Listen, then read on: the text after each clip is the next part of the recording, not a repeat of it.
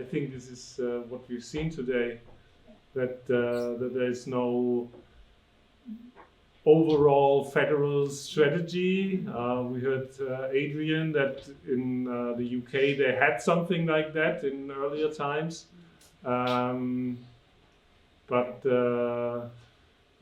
so you were talking about the exist program, Yes. but I thought it's not like everybody knows it, and there's lots of money funneled into it. I guess the core problem is that with the universities, it's easier for the federal government to set a centralized support structure, because they can always say it's economic support. But when it comes to the education and the schools, we have a very strict situation here that this is state responsibility. So that's why Exist might be a role model, but we have to figure out how it could work with the 16 states. Yeah. And actually what I realized now during this conference and discussions before is that the vocational education system in Germany, which we are quite proud of, is on the other side, it hampers the entrepreneurship for disadvantaged groups because it has some entry problems. Language, we heard it, is a problem. Certain schooling is a problem. Also, of course, the potential to have your qualifications assessed and validated in the process. So it's such a coherent system in Germany that it's kind of a closed shop. Yeah, also when we went to Freiburg yesterday, it was about German norms like punctuality. Well, it was mentioned as something important. I think that's we Germans get used to unpunctuality, but we're still sticking to forms. Yeah. You have to have the right crosses.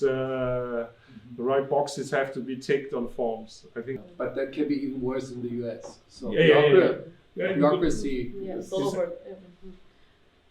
But I think what was very interesting from her work as a conclusion, what it came, that basically the challenges are this financial security. And if you are comparing this with the first presentation in Sweden, I think, or Denmark, where the quality of life was very good and the state was providing like 1 year of continuous benefit during the startup year, so you will get an extra 1 year of unemployment benefits during your startup. I think that will encourage a lot of people, because when you want to start a business, you make a SWOT analysis and see what are the threats, what are the opportunities, so then you have to see, if I don't have enough money or my capital is gonna go wasted and then I don't have anything to live from, then I'm not gonna invest in that. The risk is too high. So I think that as a conclusion, that might be the policy-driven, so to say, change that we need. Can I just add, that was in Norway.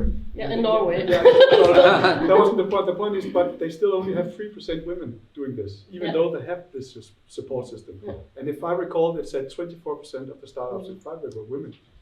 I think so. There's also an element if the welfare state takes over. Yeah, I don't think Freiburg is very representative for Germany. Okay, but still. Freiburg is a very exceptional and privileged city, let's call it like that. But it was still, It was still 20% nationwide, but in Norway it's only 3%. So I also think that the welfare state generates a different kind of mentality that is very significant, because only 3% are women. Yeah, that's true. If I look back to Nigeria, my husband comes from Nigeria, where the state provides basically nothing. Most of the people are necessity-driven entrepreneurials. So they build their own infrastructure, they make business, they make things happen because they have to. That nobody is supporting them, so they have to provide food on the table. So they have, different challenges. Everybody's a self-entrepreneur in a certain sense. There's no choice.